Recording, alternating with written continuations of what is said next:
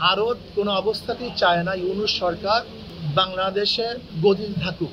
ভারত সরকার কোনো অবস্থাতেই চায় না, সে মেনে নিতে পারে না। কেন ইউনূস সরকার কমপক্ষে ভারতের গোলামির থেকে আমাদেরকে মুক্তি করার চেষ্টা করতে এবং ভারতের গোলামির থেকে বের হওয়ার হাজারো চেষ্টা তিনি চালাচ্ছেন। এইটা ভারত কোনো অবস্থাতেই সহ্য করতে পারছেন।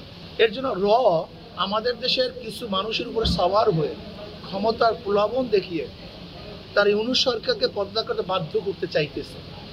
কিন্তু এদেশের জনগণ অবশ্যই সচেতন, কোনো অবস্থাতেই এর ফাঁদে এদেশের জনগণ পা দিবে না। কাজী ইউনূস সরকারের সংস্কারের বাহিরে যারা তাকে নামাতে চান, আমরা মনে করি তারা এদেশের রাজনীতি করে না, তারা দিল্লির রাজনীতি করে, তারা এর রাজনীতি করে, তারা এদেশের শত্রু, মানবতার শত্রু, তারা এই জনগণের শত্রু। এর সাথে বাংলাদেশে কোনো রাজনৈতিক সংগঠন জড়িত আছে কি? থাকতে পারে, খুঁজে দেখেন, অবশ্যই আছে। যারাই বর্তমানে দিল্লির অনুযায়ী কথা বলে তারাই দিল্লির লোক। দিল্লি কি চায়? এখনই নির্বাচন দাও, এখনই নির্বাচন দাও। দিল্লি কি চায়? যে আমরা নতুন সরকারের সাথে হাতাত করবো, তাদের সাথে কথাবার্তা বলবো, তাদের সাথে আমরা কাজ করব। দিল্লির কথা অনুযায়ী যারা এদেশে কথা বলে, আমি মনে করি তারাই দিল্লির লোক। তারা দিল্লির রাজনীতি করে, ঢাকার রাজনীতি করে। এই রাজনীতি সংগঠন কারা? যারাই করুক, আমরা দেখুন কারা, একটা দুইটা না, যেই হবে এই উসুল অনুযায়ী, অর্থাৎ দিল্লির কথার সাথে, শেখ হাসিনার কথার সাথে যাদের কথা মিলবে, তারা এদেশের রাজনীতিবিদ নয়, তারা দিল্লির রাজনীতি, তারা ভারতের রাজনীতি। বাংলাদেশে তো এখন বর্তমানে শেখ হাসিনা ছাড়া বা অন্যান্য যে রাজনীতিগুলো আছে, তারা কারা চাচ্ছে?